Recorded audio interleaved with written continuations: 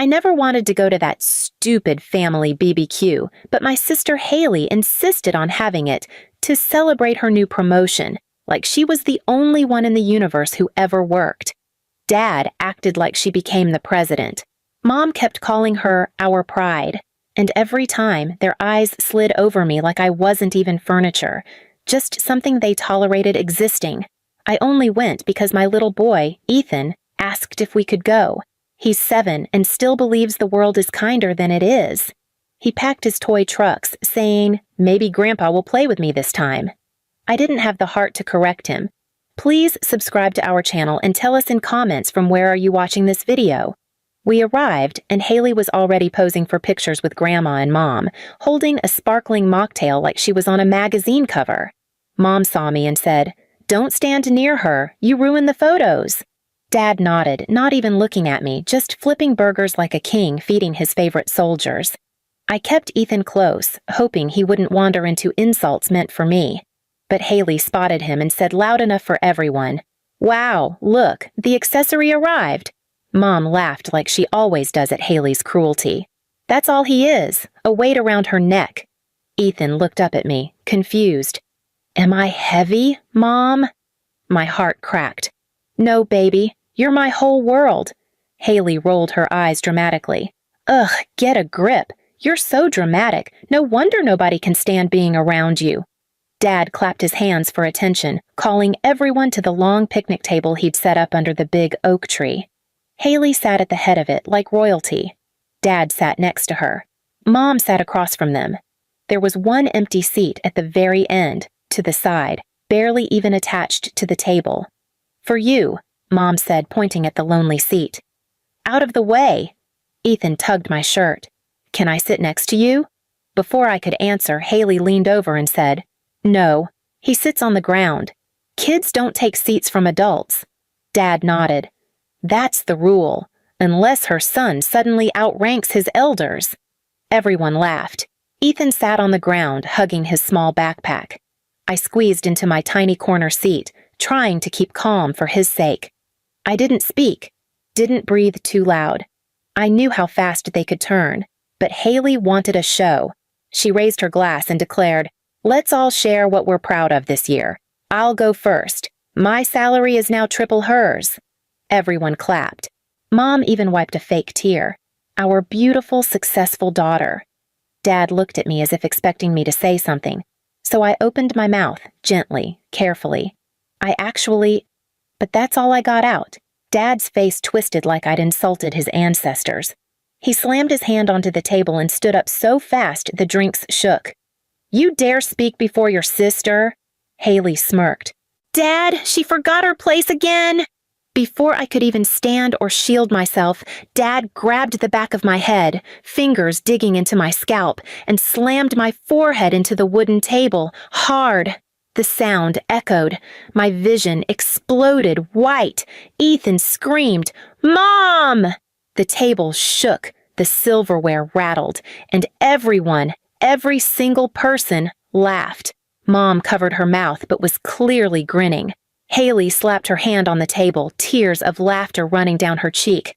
"Perfect! She finally shut up!" Grandma whispered. "She needed that. Respect your elders." Dad pushed my head down harder. "You don't talk before Haley. Ever. Learn it." My breath trembled against the wood. I could feel blood swelling under my skin. Ethan tried running to me, but Mom blocked him with her leg. "Stay there. She can handle it. This is discipline." Ethan cried harder. "Mommy, stop hurting Mommy." Dad released me like throwing away garbage. My head throbbed. The world tilted. Haley chuckled. "Well, at least she's quiet now." I pulled myself up slowly, swallowing humiliation like poison. Everyone else went back to chatting like nothing happened, still chuckling at random. Ethan crawled to me when no one was looking and wrapped his little arms around my waist. "Mommy, let's go home.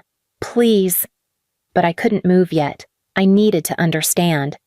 Because as the world came back into focus, I realized something quietly, sharply, burning through the fog. Dad didn't just hurt me. He did it in front of my son, to teach him that I was nothing. that we were nothing. They wanted to break us both. They wanted Ethan to grow up believing the same thing they forced into me every day.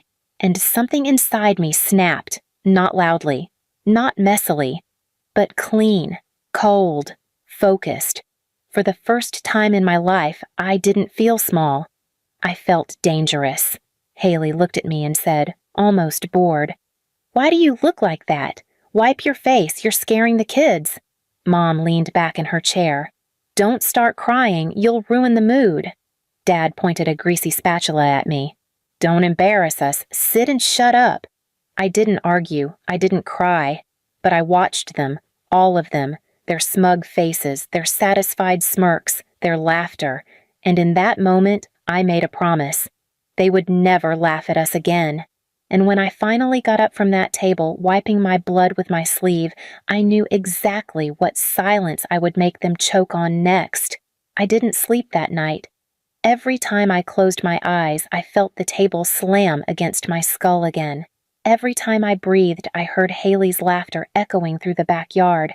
And every time I blinked, I saw Ethan's terrified face staring back at me. He'd crawled into my bed around midnight, trembling under the blanket. "Mommy, Grandpa hates you, and me too." His whisper cracked something inside me deeper than the blow to my head. I pulled him close. "No one gets to decide your worth," I whispered. "Not even family." But as I held him, I knew, as long as we were around those people, they would keep teaching him he was worthless. So I decided I wasn't letting them shape him anymore. The next morning, I drove him to school, my head wrapped under a scarf to hide the bruise. The teacher's eyes lingered on me too long. One of them asked, "Are you okay?" I forced a smile. "Just clumsy." She didn't believe me. Nobody ever does when it's family. After dropping him off, I parked down the street outside my parents' house. Their curtains were open. Mom was having her tea in her pajamas. Dad was scrolling on his phone. Haley was at the dining table doing her nails like she owned the place.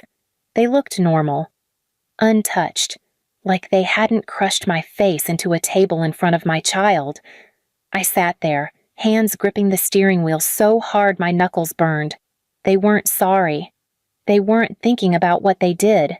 They weren't thinking about Ethan crying for me. To them, it was just another joke, another humiliation, another story they'd laugh about over dinner. But while I watched them through the window, something in me clicked with shocking clarity. If they felt nothing, then it was my turn to make them feel something. I didn't want poetic revenge, not karma, not silence, not walking away. I wanted impact, real, visible consequences they couldn't laugh through. So I started planning, not with rage, with calculation. Because one thing about being the family punching bag is, you learn everything about the people hitting you. I knew every secret, every lie, every weakness, and I knew exactly where to begin. In the first step, Haley always bragged about her status at work, always claimed she was indispensable, but she had a habit. She stole credit, big credit, ideas, reports, emails she would forward to herself late at night to use later. She once told Mom, "It's not stealing if they never find out." She had gigabytes of stolen documents. She kept them in a cute little pink USB drive shaped like a lipstick tube. And I knew exactly where it was, top drawer of her vanity. She used to brag about hiding it in plain sight. I got out of the car. My hands were steady. My heart wasn't. I walked straight up to the house. Mom opened the door, squinting at me. "What do you want? We're busy." "Haley left something at the BBQ, I lied. Dad said to grab it. Mom sniffed the air like she smelled lies, but before she could interrogate me further, Haley shouted from the dining table, "Just let her in. She's too pathetic to cause trouble." Mom stepped aside reluctantly. Walking inside that house again made my stomach twist. Everything felt too familiar, too close. Haley didn't even look up as she scrolled through her phone. My head still throbbed. My face still burned where Dad smashed me into the wood. But I kept my posture level. I walked past her straight down the hall into her bedroom. I opened the drawer and snatched the lipstick USB. Just holding it made my pulse race, because this wasn't just evidence, it was her entire fake career. If anyone saw what was on it, she wouldn't just lose her job, she'd be blacklisted. And then I made it worse. I unplugged her ring light from her vanity. She used it to film makeup reviews. Mom thought they were cute. Dad bragged about having a famous daughter.